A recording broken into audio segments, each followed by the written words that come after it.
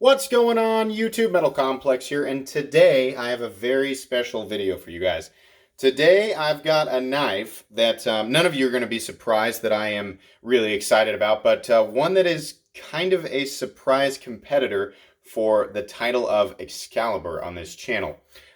This is a Generation 6 non-flipper XM18 3.5 inch Spearpoint in 20 CV and in full titanium.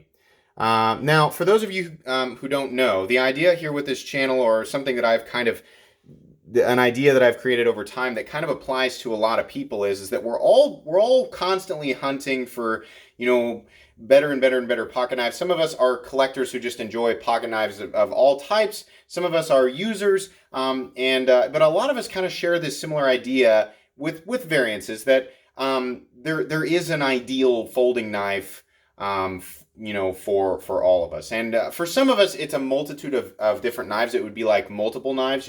Obviously there's no knife in existence that will ever exist that will be able to do everything.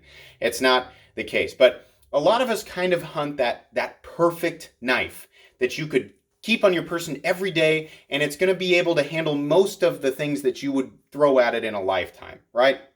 Or ideally. But because that's a lot to ask of a knife, it's pretty difficult. And because, ironically, our own limitations and changing thoughts on what constitutes perfection limits us from actually getting there. So I call this knife, hypothetically, I call it Excalibur because of the idea behind Excalibur, what it represents. There's only, it was meant for only one person to pull it from the stone, and it makes that person, I think it was King Arthur, but that's the idea behind it. So I'm constantly searching for this Excalibur. And with this knife, a lot of you who have been subscribed to my channel for a long time know that this is number 22 for me in terms of Hinderers that I have owned. This is the 22nd Hinderer knife. I don't know how many XM18s. Primarily, it's been XM18s, but this is the 22nd Hinderer knife. So I love Hinderer knives, and they've been probably the closest, aside from the Ritter Hogue, the Spyderco Shaman, and recently another contender for it was actually the Beg Knives Steelcraft Series Bodega. You can see here what's happening. Handle shapes, blade shapes, choil positions, there's a lot of similarities. So you can see here where my taste lies. It's important for you guys to remember, I'm not suggesting that it's possible that this is the very best knife for every single person on the planet. This would be a contender for my own specific idea of Excalibur. We all have our own ideas of what constitutes a perfect or nearly perfect folding knife. So apply this idea to what you consider. You don't have to necessarily think exactly the way that I do. This was a surprise for me because I had hinted a while back. I've got this series called The Quest for the Perfect Folding Knife, where I go over in great detail exactly what I look for in a folding knife. There are 6 or 7 episodes that explain, what I look for in ergonomics and why, what I look for in materials and why, what I look for in a locking mechanism. Yes, Cold Steel fans, my favorite locking mechanism is not the Triad lock. I'm sorry, it's a great locking mechanism, but and I know that there's going to be people jumping down my throat about, I should only ever be considering the Triad lock because it's the strongest. I don't care. It's not. That's not all that I look for in a locking system. So I'm going to be kind of dismissive about that on this particular video. But again, I love Cold Steel knives. They're just not the easiest to manipulate with one hand all the time. Anyways, I go into detail about all of the different aspects that I look for in a folding knife and why. And then I say, at this time, a folding knife does not exist that has all of these things in a perfect package. So I wrapped up the series going, it's a cliffhanger. If I find it, then, great. Now, I knew, with basically the different models that Rick Hinderer had come out with in the past, and what he had planned to do with Generation 6, I knew that at some point there was a version of the XM18 that would exist that I would be as close as possible, right? Now, to this day, that exact model still is not out. It will be, and I'm sure, and I will buy it, and it'll still be on the channel. But, I sold my last 2 Hinderers, and I bought that Praetorian, and I experienced the Praetorian tie, the big thick one, and it was great, but then I was like, okay, it's time to move on, and I'm missing my Hinderers, so I need a Hinderer. So I started looking at all of the different models that were currently available for Generation 6, and either I had owned them all, or the ones that were available were just not super interesting to me. And then I found that he had, and I don't know how I didn't realize this. Either I didn't realize it or I didn't care enough for it to register, that he had released one variant and only one variant of non-flippers for Generation 6. It was in Spearpoint. Now this was interesting all of a sudden to me because number one, this was listed as a small batch, meaning he was like, I haven't done this for a long time and I'm not making very many. So if you want one, grab one.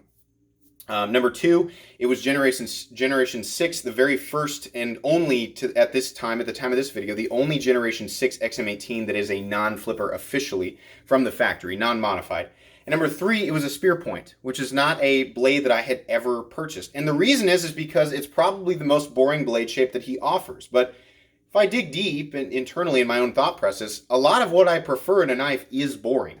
And the Spearpoint is essentially the quintessential drop point blade. In fact, looking at it, it's probably the most perfect drop point blade I've ever seen in my entire life. It's just absolutely perfect. So I was like, okay, so I can get 20 CV, stonewashed. There's a bug on this blade. Get out of here. 20 CV, stonewashed, Spearpoint. I've got the choil, I've got the Gen 6, which is the ability to have the tri-way pivot system, so you can have bearings or phosphor bronze or nylon in here. By the way, for people who are wondering, here's where he puts the tri-way pivot system. And also for the gentleman, this is off topic for a sec, for the gentleman wanting to know what the titanium scale looks like on the inside when it replaces the liner, because a lot of people, had pointed out that on a standard XM18, the G10 scale is cut higher than the internal liner, leaving this odd, ugly space right here. The titanium scale replaces both the liner and the G10 scale, so here's how that cutout looks. There's a scallop, and then it's cut in as a relief cut to make room for your thumb. So you've got relief cut on this side and on the lock bar. Hope that helps you out there. But anyways, so I was like, okay, that's interesting, it's kind of ticks my boxes for a lot of stuff. It may not be exactly what I want, but it'll kind of scratch my Hinderer itch right now, and it'll give me an opportunity to handle something that I haven't handled. And and I remember hearing Scott Whittington say like, wow, the detent on these is a lot better on the non-flippers than it was in Generation 4. In Generation 4, which was a generation where the detent already had kind of an issue of lightness with the flippers, it was exceptionally light in the non-flippers. I mean, you could like just barely shake it and it would come out. So I was like, man, that's cool. Kind of snappy detent and bearings on a non-flipper XM18. That kind of sounds intriguing. I'll give it a shot. And once the version that I really want comes out, I'll just sell this one. Well, what happened was, because you guys remember that I had actually purchased this knife as a contender for Excalibur, and I thought, that's really going to be, that's going to hit everything because it's a flipper, and I can also do the reverse flick on it. And it's on bearings and full titanium and has, I thought that was going to be the one. So I made a big deal out of that one. Then I get this one and I realized, oh my gosh, this thing is amazing. And the fact that it does not have a flipper tab actually solves a lot of problems that I was blind to when I owned my non-flipper in Generation 4, because that was only the 5th or 6th Hinderer that I had owned, and I was blind to a lot of things that other people would consider issues on Hinderer knives, and actually that are on the flipper. And I was just kind of like shoving everything off, and I was like, no, I want it to be perfect, so I'm just going to deny that there's an issue in the first place. But as you guys know, anybody who doesn't know what's happened with Hinderer knives in the last few years, there are no more issues with fit and finish. There are no more issues with the grinds or how they cut. There are no more issues with deployment or detent. There are really no issues whatsoever. Even people who really complained about this thing being a proprietary, oh, you need a spanner tool. People don't really care about that anymore because the way that they're set into place makes it really easy to unscrew the pivot, or just use a penny with a notch cut in it, or just buy a spanner bit for $1.50 and you're into it. So basically everything that was perceived to be a problem in the past has been taken care of. He even offers skinny versions of different blades, making blades like the slicer grind even better at slicing. Not only is the standard 165,000 slicer grind better at slicing now, but you can also get a skinny version of it. And hey, if you don't like nylon washers, you can have bearings and phosphor bronze in the pivot. It actually comes with all that stuff. You can just change them all out. So all that stuff has been taken care of. Now, something that did actually remain to be an issue with Hinderer knives, and it's just a mild one. I've got another one here that I can show as an example that's a flipper. The issue is that the jimping that's back here, these are both Gen 6s, by the way, you can see there on the flipper tab. The jimping's the same on both. On the flipper, you've got this issue. Flips really well, your fingers are landing here. That really starts to tear your fingers up over time. As far as the action, you know, the smoothness, both of them are incredibly smooth. Even on the non-flipper, there's no double clutch. I'm sure you guys are wondering, like, what if you wanted to do this? That nub is still prominent enough that you can actually get it to fall on your thumb, and then it's past the detent ball anyway, which is not something that I was expecting on that. That was very impressive. But anyways, that was a thing, right? Now, something I didn't consider before I got this, that not having a flipper tab, yeah, you can't deploy it with a flipper. So those of you who really like flipper tabs, you know, and you know, would only buy an XM18 with a flipper tab, then I guess this video is not going to be for you. But the absence of the flipper tab in the case of the XM18 actually solves a multitude of problems. Number one, just in general, the knife isn't nearly as wide in terms of carry profile. You don't have that flipper tab. It's not really that big of a deal in your pocket, but it's not there. So when this knife is folded up, it simply takes up less room in the pocket. The nice thing about that, not only in carry profile, the nice thing about that is not just in carry profile, but also in where the pocket clip is positioned. These knives come standard with the pocket clip positioned for tip down carry, which is not ideal on a flipper tab. Think with me here for a second. This is in my right hand pocket, and this pocket clip is mounted up here. If here's the back seam of my pants. If I bump up against something, there's a chance that it will actually deploy the knife and stab that blade into my leg. I don't want that to happen. With there not being a flipper tab here, you can safely position this pocket clip up here for tip down carry and not worry about it. Now, I'm not going to do that. I still want it to be tipped up, but that solves that problem there. Number two, landing zone. There's not a flipper tab there, so you don't have to worry about that. Number three, the forward choil on these guys is there, but if I'm being honest, it kind of gets close, and I have cut myself trying to choke up here, holding it up here. If you want to hold it like this and put, you know, maybe 30% or so of your finger in there, you're fine. You want to get up here and put the meat of your thumb in, you're going to have a lot of your meat hanging over the edge there, right? On this guy, you don't have that issue. You can comfortably hold it here. You can actually move up a little bit further than you normally would. You can hold it all the way up here because you're able to put the meat of your finger right here, whereas if you were doing that on the knife with a flipper tab, you just run into it. So you're forced up here, but you're not here. So this is truly a knife that you can choke up on, and that's awesome. I love that. Now the downside is, you know, Rick Hinderer talks about the shape of this. You know, a lot of time back when the people were complaining about the detent, and they were like, the shape of the flipper tab doesn't make sense because the jimping's back here, and why isn't it upside down? You know, why isn't it the other way? You got this pokey part up here. The idea is when it's in this flipped out position, it's rounded like that to serve as a guard to keep your hand from running up on the blade. If you were wearing gloves and it was really cold outside, you may not be paying attention so much or even be able to feel your fingers moving up on that blade. That is an issue that you'll have to pay attention to with the non-flipper. But I would say the fact, it's weird. I didn't expect this to be the case, but the fact that the flipper tab's not there, in my opinion, is actually making this an even better knife.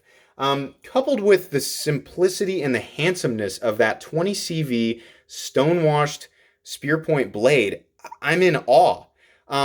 So this knife, you know, given the three different thicknesses that XM18s are available in, fatty, standard, and skinny, fatty being 187,000 stock thickness on the blade, only available in certain grinds, Standard, which is 165 thousandths and available for every grind that's available on XM18s, and Skinny at 145 thousandths. The way that I view this one, which is a standard thickness, is that its versatility is there. You know, it's not overly thick, but it still has the strength of a thicker blade. It's not overly thin, but the way that the blade is ground is certainly slicey enough to do regular cutting tasks or hard use cutting tasks. The Spearpoint is also ground in a way that maintains thickness out to the tip. So I do have an advantage with this knife in terms of tip strength over a knife like, say, the PM2 that has an extremely delicate and skinny tip. Sorry, my phone's not wanting to focus there. But definitely, you gain that advantage. The Spanto on an XM18 is a little bit thicker in through here. On this knife, you have a consistent thin belly all the way through. The position of the thumb studs on the XM18 is out of the way of the cutting path completely, so there's no issue there. This is a full-size knife at 8.75 inches overall. I'm sorry, 8.25 inches overall. Go ahead and give you guys a measurement there. You can see overall length there. Exactly, there we are right there, 8.25 inches overall. Blade length is exactly 3.5 inches. That's a sweet spot for me. The blade weighs, normally these weigh 5 1/4. They don't come standard with the titanium scale. The knife weighs 6.14 ounces, which is right there in my preferred carry weight. A lot of people don't like to carry a knife that's that heavy. I actually like a feeling of heft and solidity. Here's the nice thing, guys. The standard version of this knife weighs about 5 to 5 1/4 ounces, which is right. I mean, that's right there where a lot of people are like, yeah, that's a good carry weight.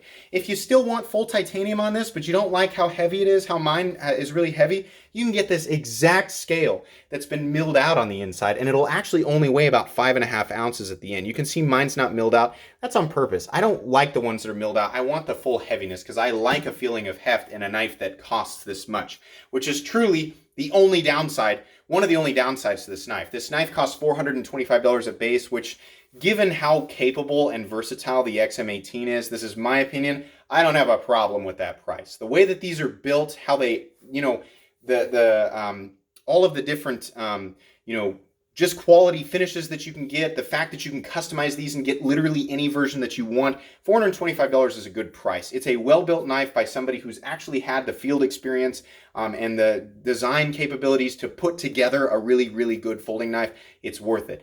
The $200 titanium scale is going to be kind of a deal breaker for a lot of people, but if you really, really want it, you can get them milled out.